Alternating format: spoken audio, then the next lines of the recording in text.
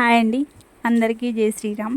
Welcome back to my channel organic gardening with రచనం.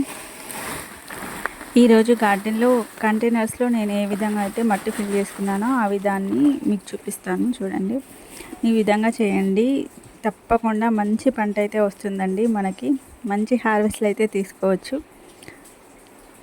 ఇంతకుముందు వీడియోలో మన గార్డెన్లోకి కొత్త మట్టి అయితే తెచ్చుకున్నానని చెప్పాను కదండి, అది ఇప్పుడు కలుపుకుంటున్నాను. ఫస్ట్ కొంచెం మట్టిలో బాగా మాగిన ఆవు పేడ ఎరువు అయితే వేసుకున్నానండి. ఇది కొంచెం వేపపిండి వేసుకుంటున్నాను. ఆవు పేడ ఎరువు వేసుకున్నప్పుడు కంపల్సరీగా వేపపిండి అయితే వేసుకోవాలండి.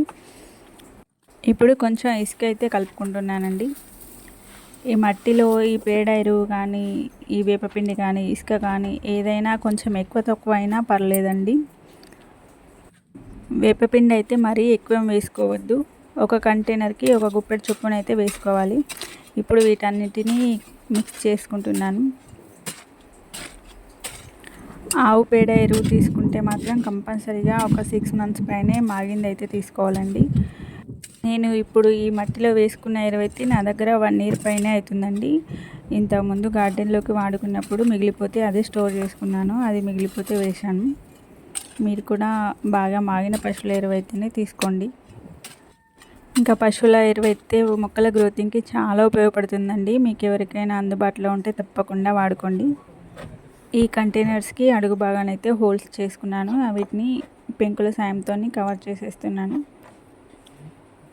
ఇదే కంటైనర్స్లో బయట నుంచి మట్టి అయితే తెచ్చుకున్నామండి, అందుకే అలా ఉంది.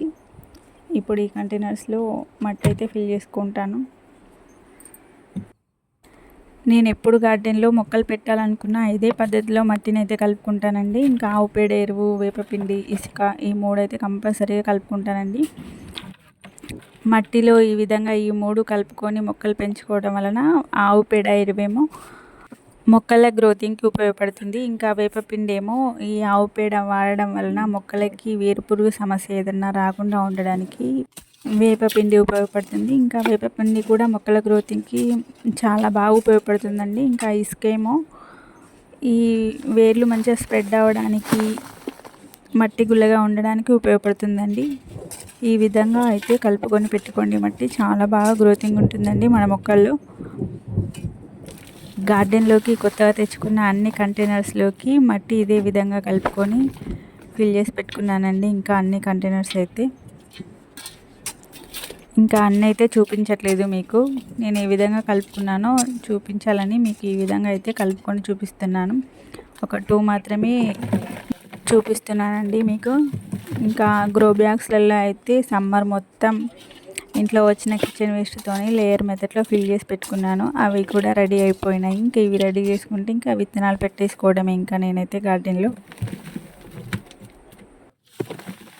ఇంకా వర్మీ కంపోస్ట్ కానీ, కోకోపిట్ కానీ అలాంటివి అయితే ఇప్పటివరకు అయితే వాడలేదండి గార్డెన్లో. ఇంకా కంపోస్ట్ అయితే ఇంట్లో వచ్చే కిచెన్ వేస్ట్తోనే రెడీ చేసుకుంటానండి. గార్డెన్లో సరిపోయే మొక్కలన్నింటికి నేనే తయారు చేసుకుంటాను. ఇంకా డబ్బులు ఖర్చు పెట్టి అయితే మొక్కల కోసం బయట నుంచి అయితే ఎలాంటి ఎరువులు కొనలేదండి. నాకు అందుబాటులో ఉన్న వాటితోనే ఈజీ మెథడ్లో ఈజీగా పెంచుకుంటున్నాను మా గార్డెన్లోని మొక్కలు. ఒక వేపపిండి మాత్రం కొంచెం కొంటానండి అప్పుడప్పుడు. ఇంకా కిచెన్ వేస్ట్తోని బ్యాగ్స్ అవి ఫిల్ చేసుకున్నానని చెప్పాను కదండి, అందులో అయితే ఇంకా వేపాకులు వేసుకొని ఫిల్ చేసుకుంటాను. ఇంకా అందులో వేపపిండి వేయనవసరం ఉండదు, వేపాకులు అవి వేసుకుంటే. ఇక్కడ చూసారా, మన గార్డెన్లో పాత మొక్కలు తీసేసాం కదండి, అది ఇందులో ఈ డబ్బాలో ఫిల్ చేసుకున్నాను. ఇంకా పై లేయర్ కొంచెం మట్టి ఇప్పుడు వేసుకున్నాను అంతే. ఇక్కడ చూడండి, నిమ్మ చెట్టు మన గార్డెన్లోకి ఒక 1 month బ్యాక్ వచ్చిందండి. అప్పటి నుంచి అలాగే ఉండిపోయింది గార్డెన్లో. ఇప్పటికి కుదిరింది దీన్ని కంటైనర్స్లో నాటుకోవడానికి. ఇంకా ఇప్పుడు మట్టి ఫిల్ చేసుకున్నాం కాబట్టి ఇంకా ఈ బాక్సెస్ పైన పెడితే ఇంకా నాటుకోవడానికి వీలు కాదని చెప్పి కింద ఉన్నప్పుడే నాటుకుంటున్నామండి. మట్టి ఎరువులు అయితే కలుపుకొని 2 కంటైనర్స్ అయితే ఫిల్ చేసుకున్నామండి. ఒక నిమ్మ చెట్టు కూడా నాటు వేసుకున్నాము. ఇంకా ఇక్కడ ఇందాక మట్టి కలుపుతున్నప్పుడు కొంచెం ఎరువైతే మిగిలిందండి. అది ఇంకా నేలపైన ఇలా వేసి స్ప్రెడ్ చేస్తున్నాను నేను అటు ఇటు. ఇంతకుముందే మొత్తం నేల మొత్తం ఎరువంతా వేసేసామండి. ఇది కొంచెం మిగిలిపోయిందని చెప్పి నేను ఇక్కడ వేసాను. ఇక్కడ ఇందాక కంటైనర్స్ ఫిల్ చేసినప్పుడు కొంచెం మట్టి అయితే మిగిలిపోయిందండి. ఇంకా అది మొత్తం ఇక్కడంతా స్ప్రెడ్ చేసేస్తాను.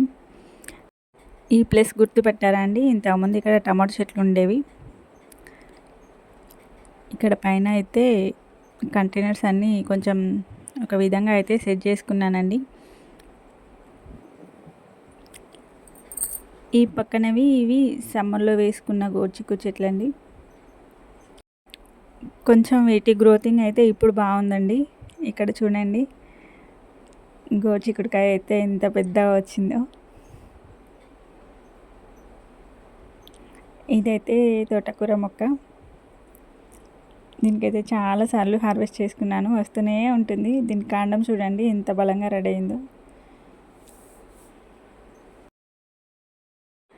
గార్డెన్లో ఇంకా చాలా పనులు అయితే ఉన్నాయండి. ఇంకొకటి మెల్లిమెల్లిగా చేసుకోవాలి.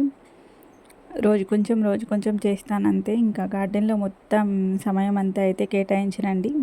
రోజుకు ఒక ½ అన్ అవర్ అప్పుడప్పుడు అలా చేస్తూ ఉంటానంతే. ఈ మట్టినంతా స్ప్రెడ్ చేయాలి ఇక్కడ ఈ ప్లేస్లో.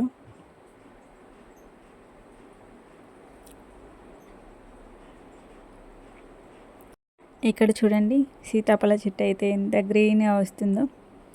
ఇది నేలలో ఉంటుందండి. ఇటు అయితే ఇవైతే పాత వంకాయ మొక్కలు. తీసేద్దాం అనుకున్నా కొన్ని కాయలు వస్తున్నాయి, ఇంకా పూత కూడా వస్తుంది. ఆ పక్కన ఒక 2 మొక్కలు, ఈ పక్కన ఒక 2 మొక్కలు అయితే ఉన్నాయండి. ఇంకా అక్కడక్కడ కొన్ని మొక్కలు ఉంచేసి మిగిలిన ప్లేస్ అంతా క్లీన్ చేసుకున్నామండి. ఇదంతా వంకాయ చెట్లు, టమాటో చెట్లు పెట్టుకోవడానికండి. ఇటు పక్కన ఇంతకుముందు పెట్టిన మొక్కల ప్లేస్లో కాకుండా కొంచెం వేరే ప్లేస్లో అయితే మొక్కలు అయితే ప్లాన్ చేసుకుంటున్నాను.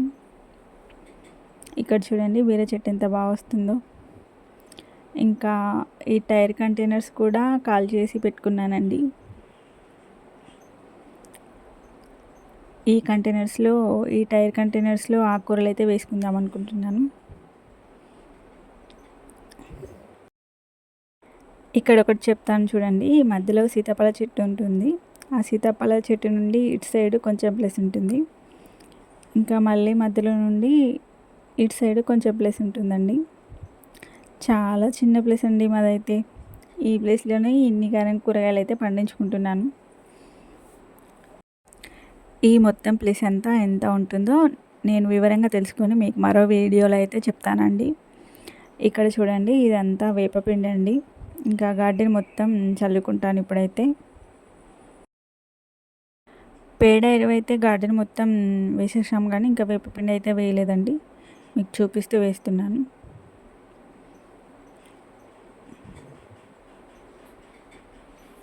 ఇలా ఈ విధంగా గార్డెన్ మొత్తం చల్లుకుంటున్నానండి. మట్టి నీళ్ళ కాబట్టి నేనైతే కొంచెం ఎక్కువే చల్లేస్తున్నానండి వేపపిండి అయితే. ఇంకా కంటైనర్స్లో అయితే కంటైనర్ గుప్పటి చొప్పున వేసుకోవచ్చు, కానీ ఇంకా నేలపైన కొంచెం ఎక్కువ వేసుకుంటున్నాను. మరోసారి నేలనంతా మొత్తం దవ్వేసి ఇంకా విత్తనాలు అయితే వేసుకుంటానండి.